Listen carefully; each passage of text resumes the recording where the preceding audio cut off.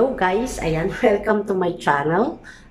Kung hindi ka pa nakasubscribe or new ka sa aking channel, so don't forget to click my subscribe button. Ayan, I'm plan to cook bulgogi, beef bulgogi. Ayan, so i-slice ko muna kasi yung nabili ko, malalaki yung part niya.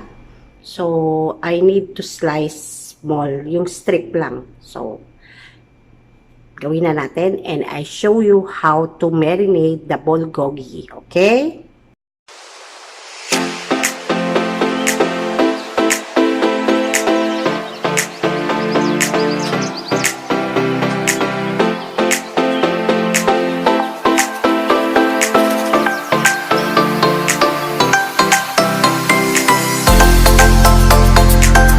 Nahugasan ko na rin yung onion and the beef and the garlic. So, ipapakita ko lang kung ano yung mga ingredients. So, number 1, this is mirin, soy sauce, sesame oil, salt and pepper, salt, sugar, sesame seed, and beef, onion, and garlic. Ayan. So, ayan yung mga ingredients na kasama sa beef bulgogi. Ayan. So, slice na natin yung garlic and onion kasi kailangan na natin siyang i-marinate. Ayan.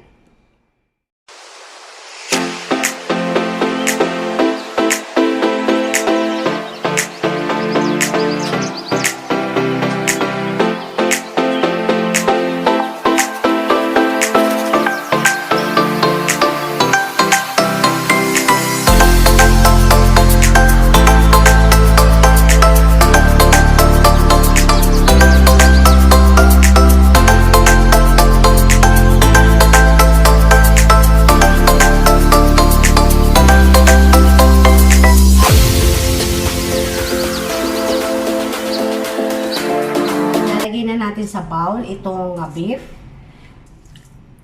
This is only 1/4 kilo kasi ilan lang naman kami. So, ayan. Then 2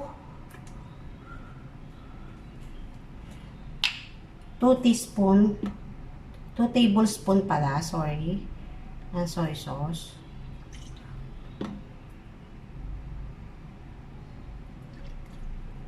Pwede ng 3. 3. I-mix.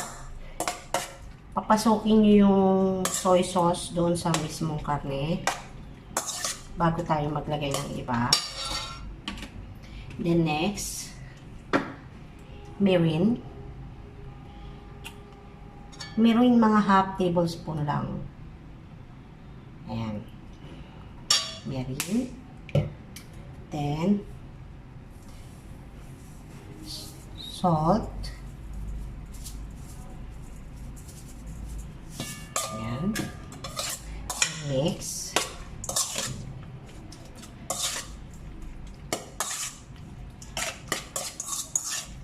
Papasokin ko lang yung lasa. Pepper.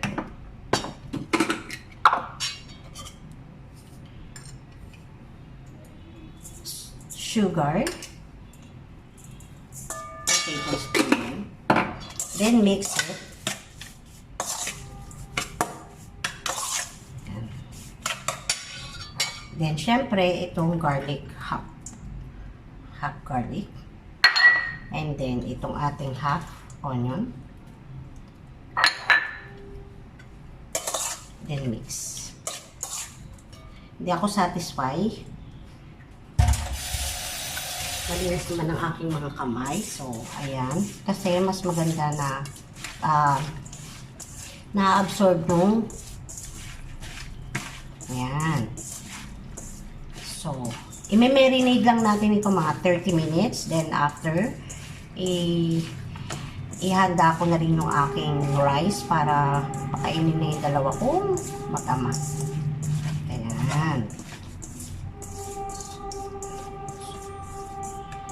So, as you can see, yung pag may marinade, hindi siya sobrang watery. Like, may yung soy sauce, yung gano'n. Kasi dapat ma-absorb nung karne yung sa loob. So, this is it. This is it, pansit. Ayan. So, ito na yung marinated na bulgogi. Ayan. So,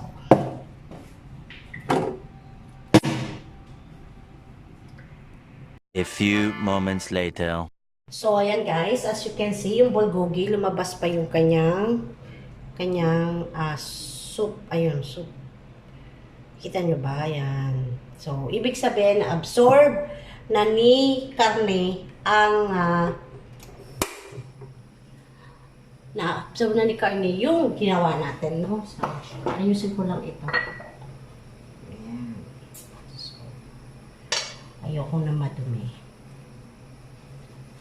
Tanggalin na natin i-touch.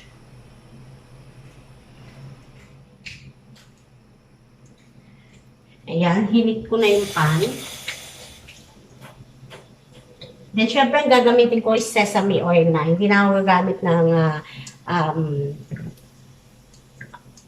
cooking oil. So, pasensya na, shout out sa aking mga hugasin na hindi ko pa na hindi ko pa napapatulo. Ayan. So, first, syempre, put sesame oil. Ayan. Then, heat natin. Ayan. Then, next, syempre, yung ating bulgogi. Ayan.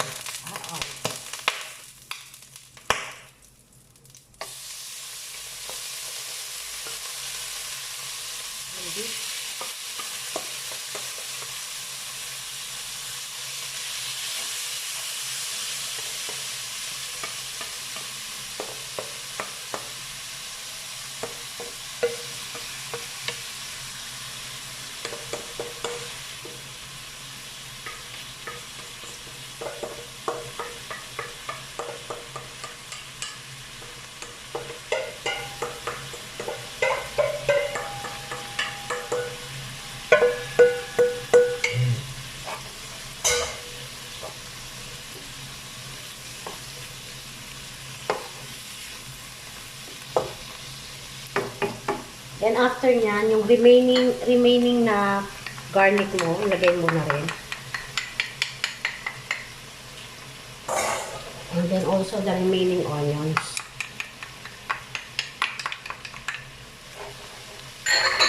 Hinihintay lang natin mag-transparent yan.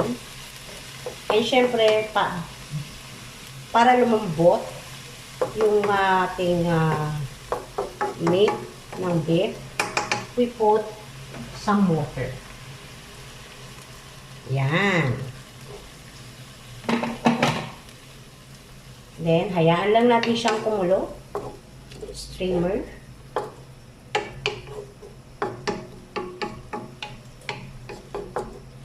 Siyempre, mamaya dadagdagan pa natin yan. Ayun.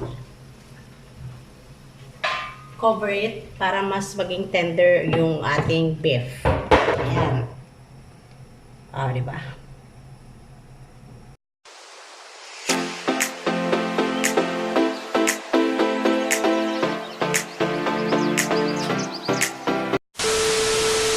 So, ayan. Pinapakulo lang natin para yung meat ng beef ay maging malambot. Ayan siya. Inaluhit, inaluhit.